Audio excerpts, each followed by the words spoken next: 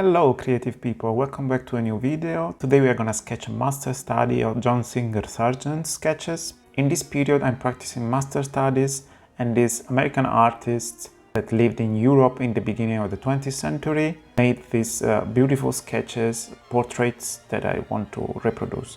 So I thought about making the tutorial for you, live drawing tutorial. It's gonna be a study with a reinterpretation of the sketches with my technique and some colorful ink, so let's dive into it. My name is Luigi, also known on social media as illustrazionidilut.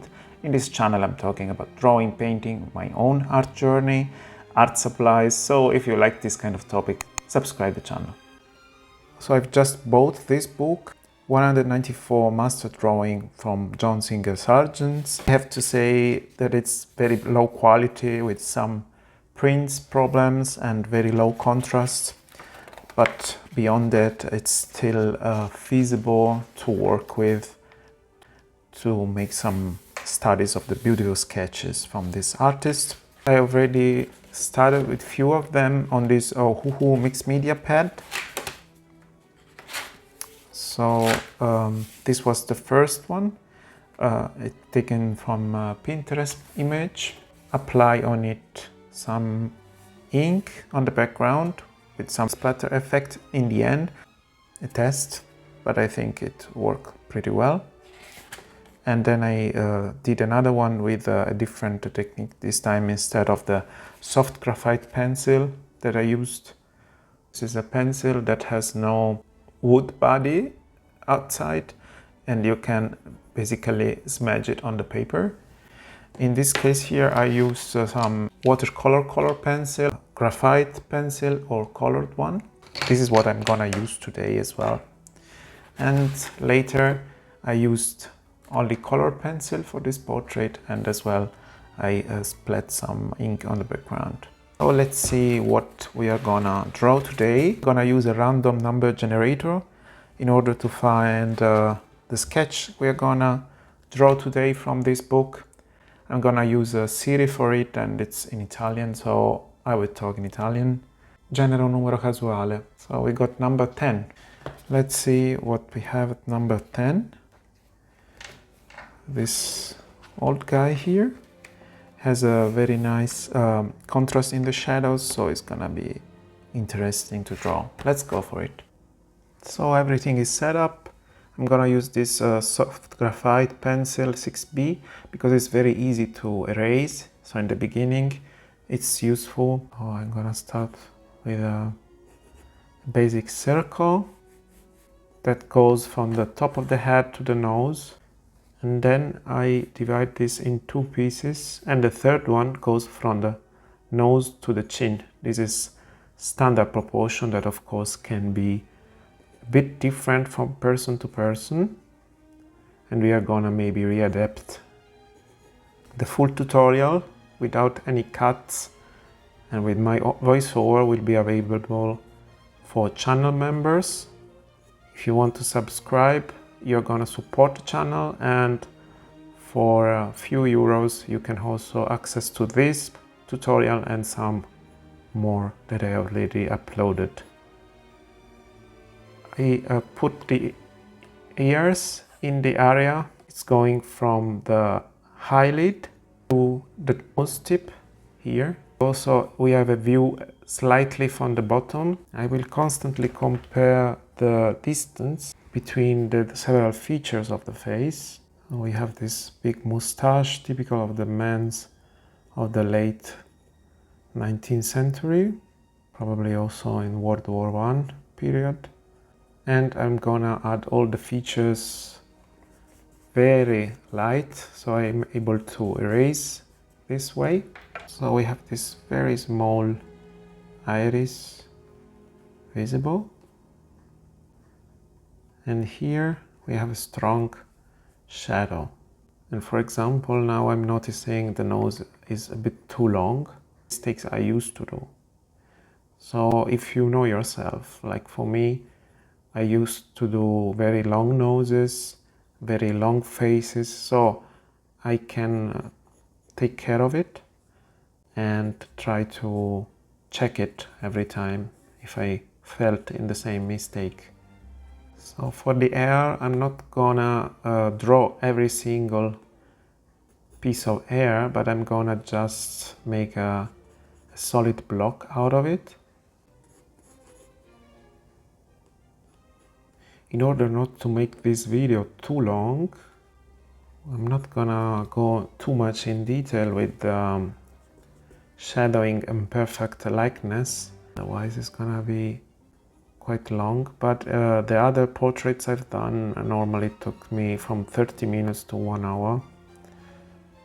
This is not YouTube friendly normally, so I'm now having wrinkles.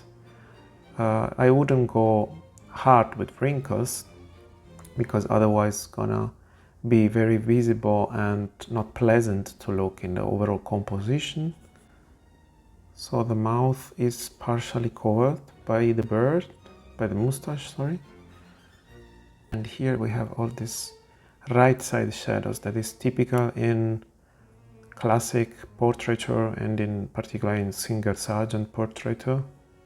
Okay, then we have the clothes.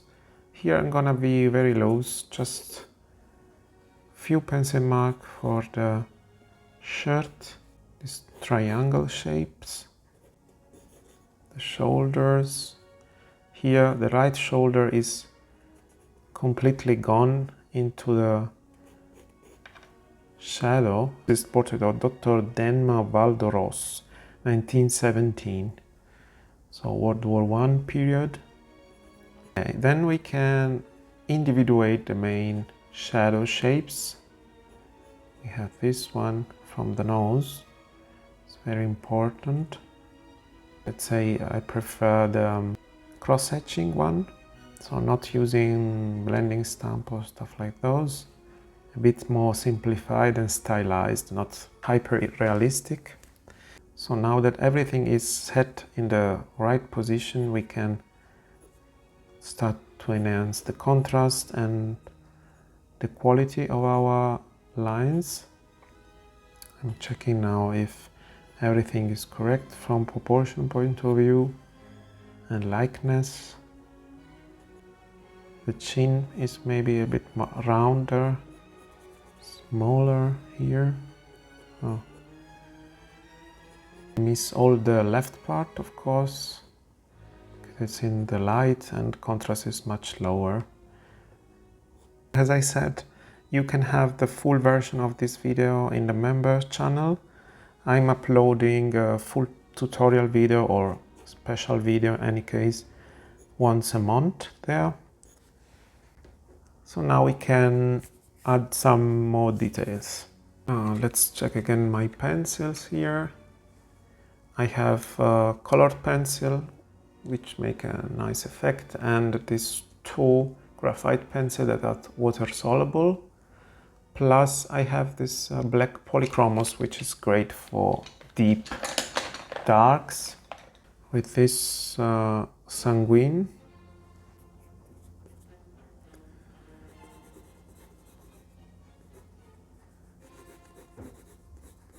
I'm following the direction of the airs here. Then we have this strong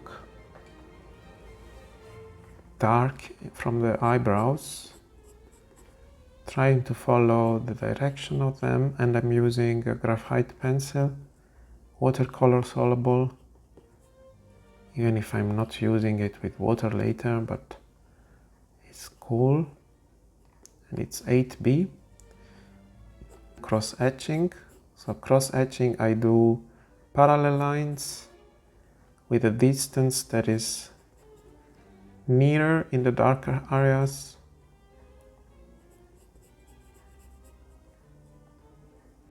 And here we have this strong variation.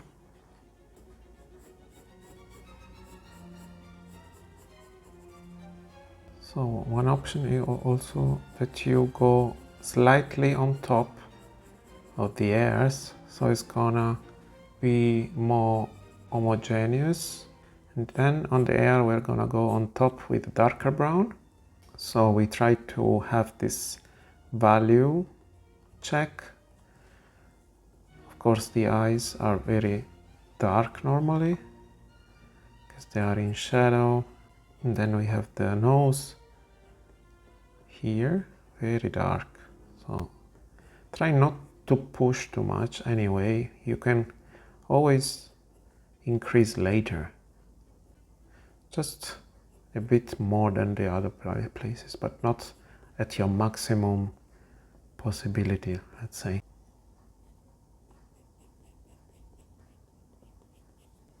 So here we can consider as a full shadow part. We can have a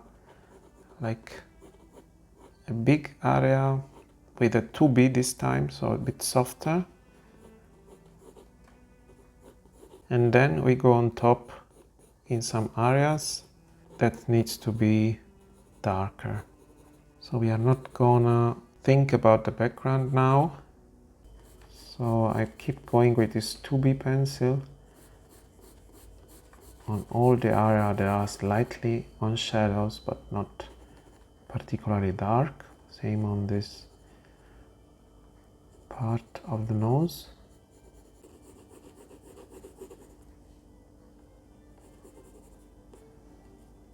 Okay, once we have this foundation, we can go with color pencil or with a darker graphite pencil.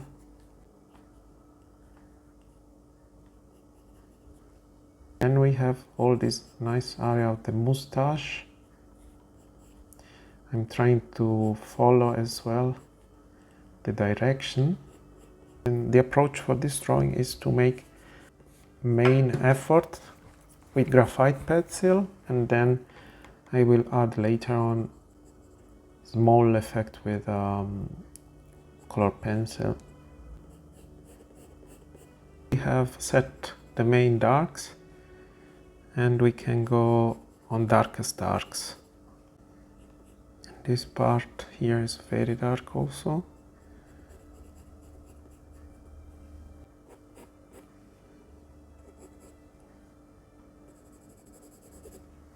Now for the main area here, it's a very large one, so I can try using this graphite soft.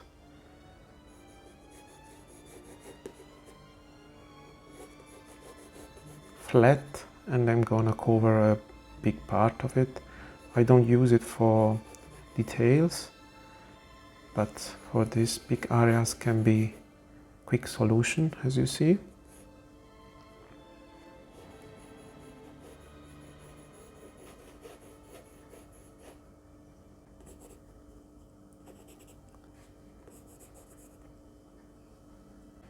I can use a red one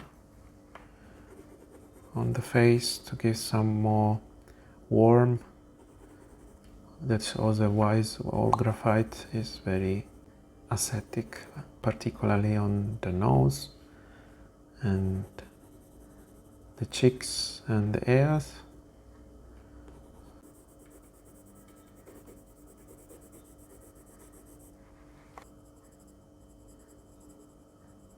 So burnt sienna.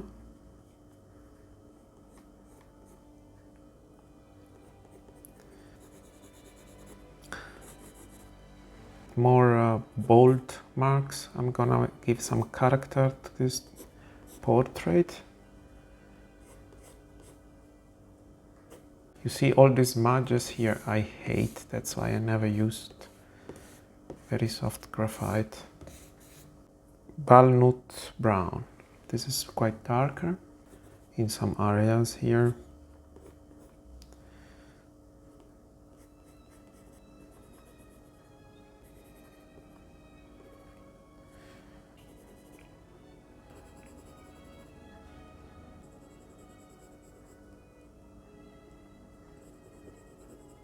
So to avoid this smudging thing on the bottom part on the clothes, I would suggest you to do it in the end when you have finished with the face.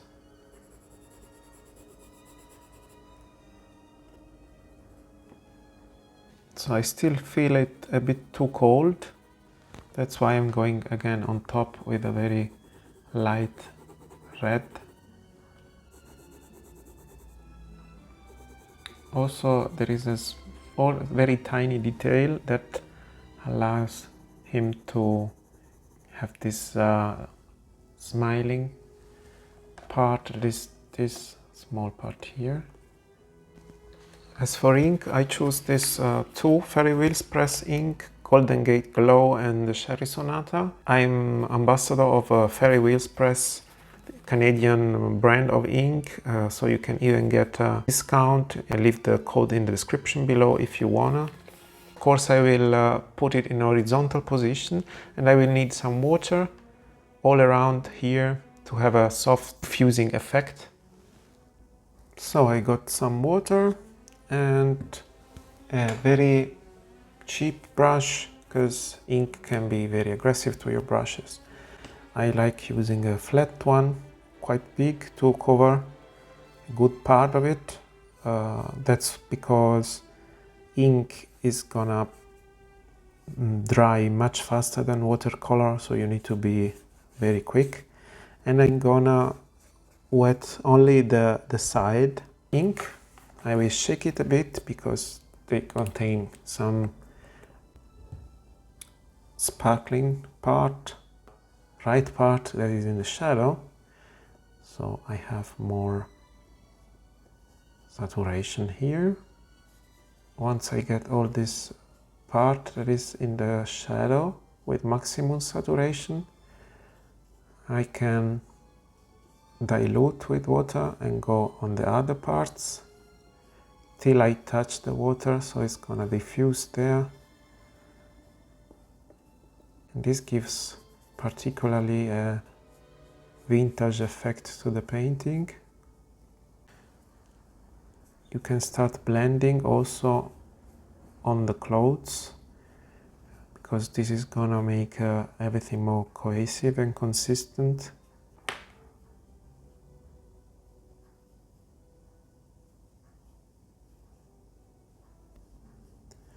Maybe I can go on top of the air as well.